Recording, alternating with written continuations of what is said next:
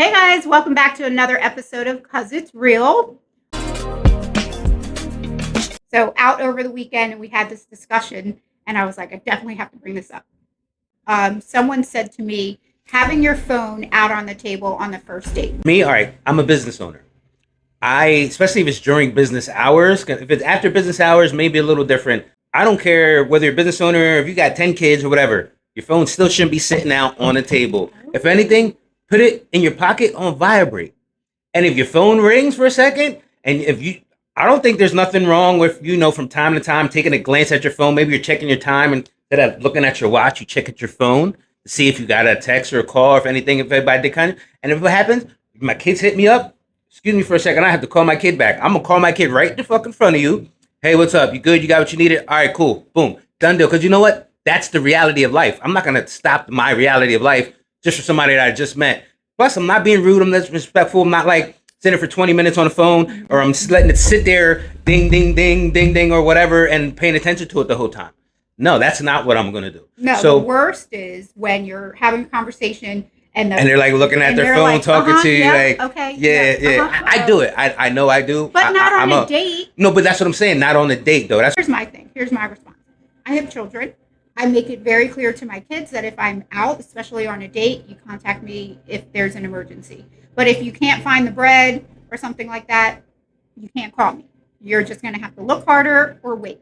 The phone is on the table, faced up, so that if you do get a notification, like glance at it, okay, it's whatever, somebody not important or whatever. I've dated a lot of guys who own businesses. I own a business myself, and I definitely understand that there are times I need to check my phone. There are times I need to just make sure, nope, that's not important right now, or I can handle that later. I don't mind the phone. I almost prefer it to be there so I can kind of see who's calling you. No, I'm joking. But see, that's the thing. For me, you picking your poison because then it's like, what happens if it's often and it's somebody who's like, oh, he just swipes it right out the way, and oh, he just swipes it out the way, and it's like you're gonna start finding yourself like this. You're gonna start questioning, well, who's that? Who? Are you gonna ask him who's questioning? You're gonna do that on the first date. For me, that's rude. You're not supposed to. I'm not gonna ask you who's texting you. I'm not gonna be like, so who hitting you up all crazy? So, like that's a red flag.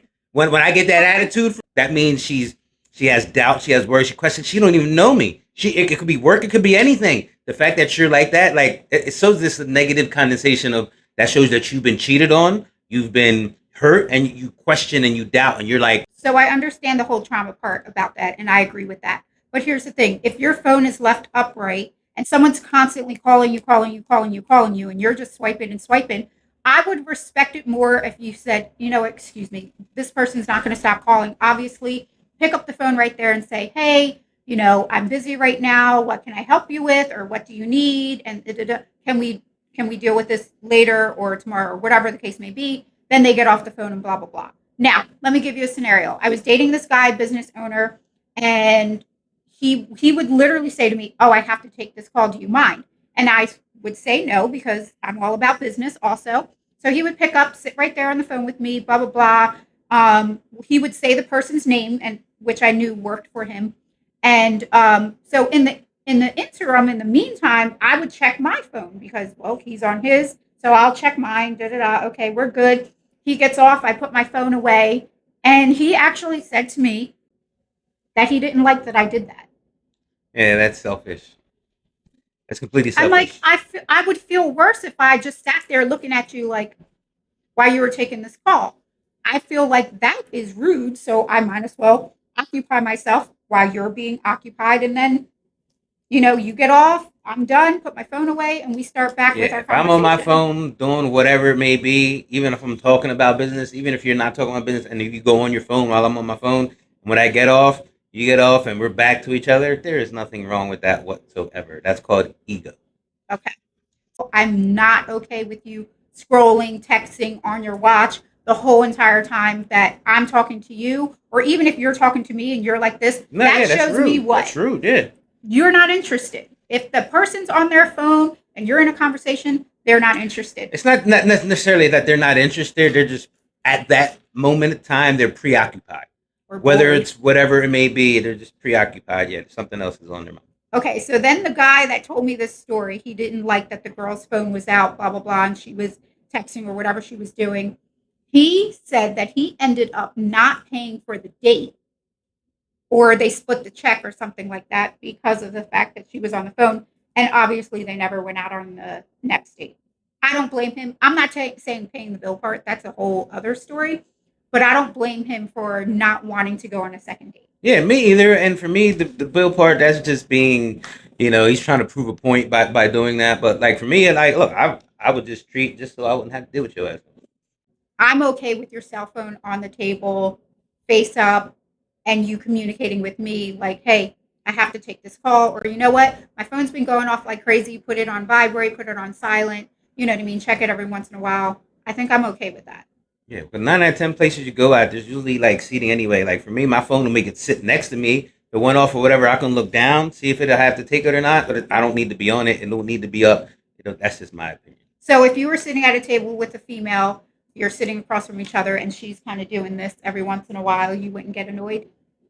Well, what's the difference? No. Here's the thing. Realistically, it'll be the same thing if it's sitting right on the table and she's like this.